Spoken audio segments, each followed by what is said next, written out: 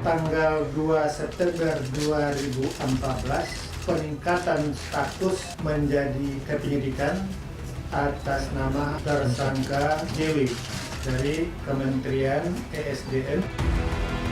Hari ini saya diundang KPK untuk memberi keterangan. Tidak pernah, itu yang ngarang kan wartawan yang ngarang.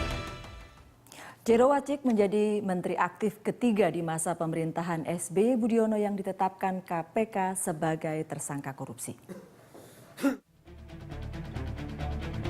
Bertambah lagi menteri dan politisi Partai Demokrat yang tersandung kasus korupsi.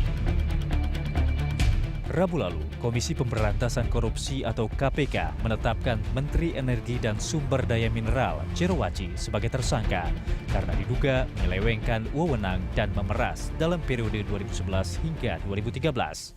Apa latar belakangnya? Nah, ini informasi umumnya seperti ini.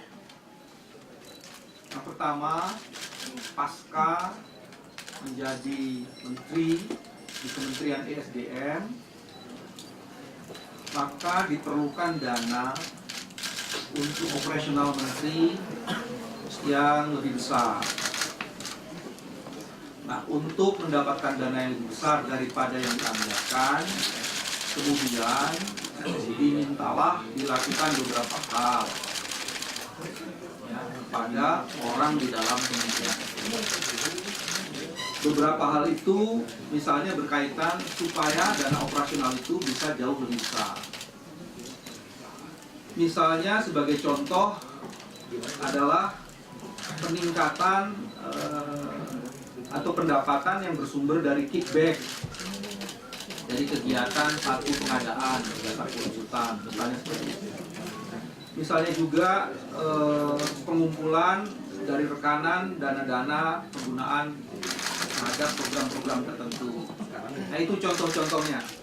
Atau misalnya dilakukan beberapa kegiatan rapat-rapat yang sesungguhnya sebagian besar dari rapat-rapat itu rapat-rapat fiktif, misalnya kayak gitu.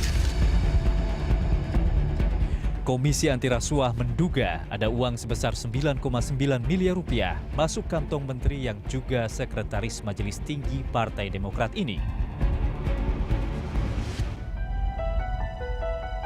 Sebelum Jero, KPK telah menetapkan bekas Kepala SKK Migas Ruby Rubiandini, lalu Sekjen Kementerian ESDM Waryono Karno, dan anggota Komisi Energi DPR Sutan Batugana sebagai tersangka.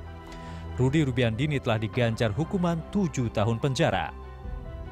Apakah kasus Jero Wacik akan menguak tabir mafia minyak bumi dan gas di tanah air? Ya, Pat Gulipat sektor migas, itulah topik The Headlines kali ini. Dan untuk membedahnya kami telah mengundang Muhammad Yusuf, Kepala Pusat Pelaporan dan Analisis Transaksi Keuangan atau PPATK, dan Kurtubi, seorang pengamat perminyakan.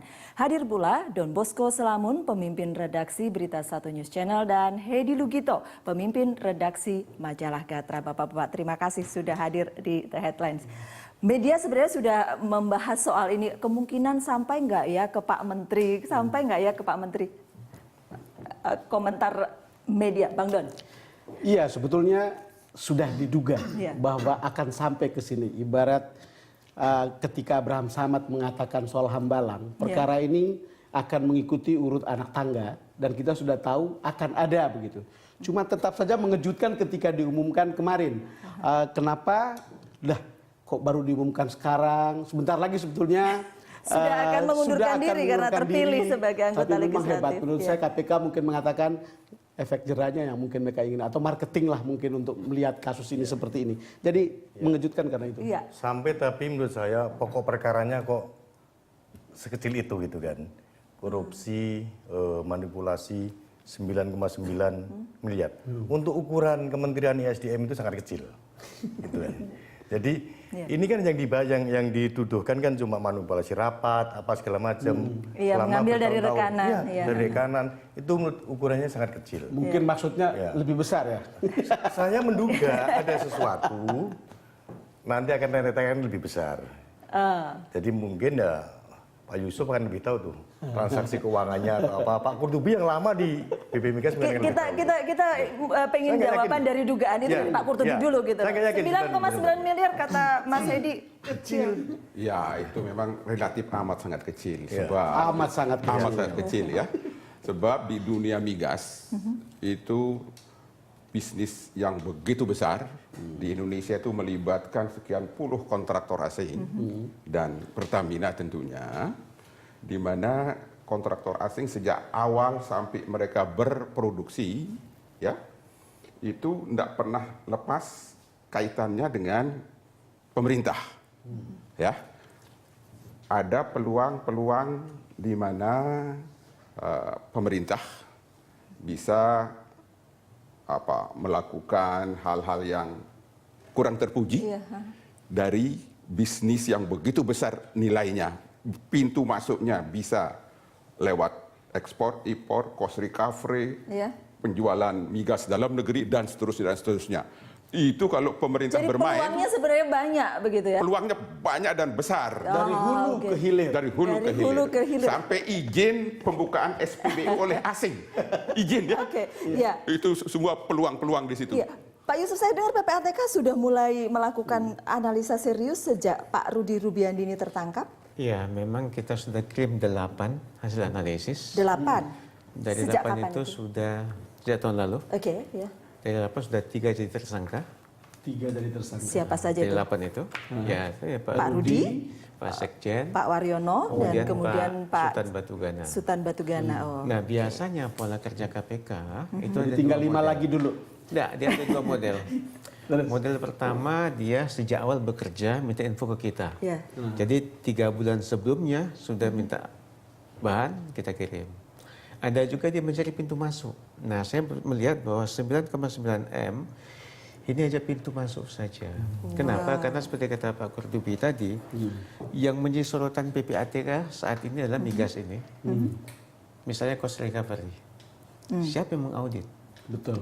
Pak, sebelum berlanjut, apakah KPK meminta kepada PPATK untuk melakukan analisa transaksi kepada Pak Jero Wacik? Untuk Pak Jero belum. Belum, tapi biasanya tidak lama pasti meluncur. Oh gitu. Jadi ini bukan dari PPATK menyampaikan hasil analisa ke KPK, tetapi Ya, polanya begini. Ya. Ada yang proaktif dari kita, ada yang kita menunggu.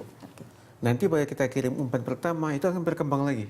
dari 3 yang sudah tertangkap, yang mana yang inisiatif KPK lebih dulu dan kemudian bukan hasil analisanya PPATK?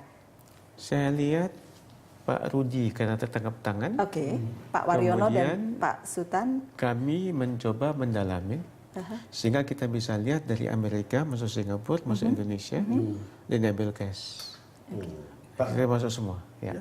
Jadi PPATK mestinya saya yakin tidak usah diminta, saya yakin sekarang sudah mendalami Pak Jero Wacik ya. Begini, karena kita ini polanya intelijen, tidak semua kita sampaikan ke publik. Ya betul. Ya. Jadi saya cuma berpikir kalau ini pintu masuk tidak heran seperti yang Iya. disampaikan Pak Kurtubi tadi. Itu besar gitu, ruang dalamnya besar Bang, bisa jadi. Iya, surprise bahwa 9,9 miliar itu kecil. Kalau kata Pak Kurtubi, sudah relatif sangat kecil. Tapi memang itu ada gambaran ya, kasus baru-baru ini kan rekening yang terungkap yang pegawai rendahan di Pertamina, yang penyelundupan minyak di Batam. Rekeningnya saja 1,3 triliun. Ya. Iya. Kan gila itu. Cerita lama adalah Sitorus di Papua yang juga jualan minyak. Itu juga punya rekening gendut. Benar sekali Mas Hedi ketika bilang tadi ini kecil gitu. Besar itu seperti apa kira-kira ya? Jadi saya teringat pada kampanye Pak Prabowo. Mungkin datanya tidak akurat, tapi 1.000 triliun. Mungkin. Bocoran itu. Tapi karena ini KPK sudah berjalan, saya sangat yakin tidak hanya berhenti pada Pak Jero Wacik untuk kasus di kementerian ini. Saya yakin akan melebar ke kemana-mana. Mungkin sangat akan bisa melebar ke trader-trader minyak juga gitu kan. Yang kita sebut sebagai mafia minyak, gitu. Bisa ke sana. Karena duit itu duit yang di-store ke para pejabat kita sebenarnya kan datang dari sana, gitu.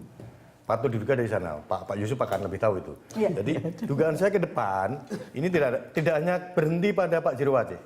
akan melebar kemana-mana. Dan itu saya yakin sekarang sudah mulai pendalaman itu. Oke, kita akan bicara lagi jaringnya kemana ke Pak Qurtubi dan Pak Yusuf sesaat lagi. Kami akan kembali untuk Anda.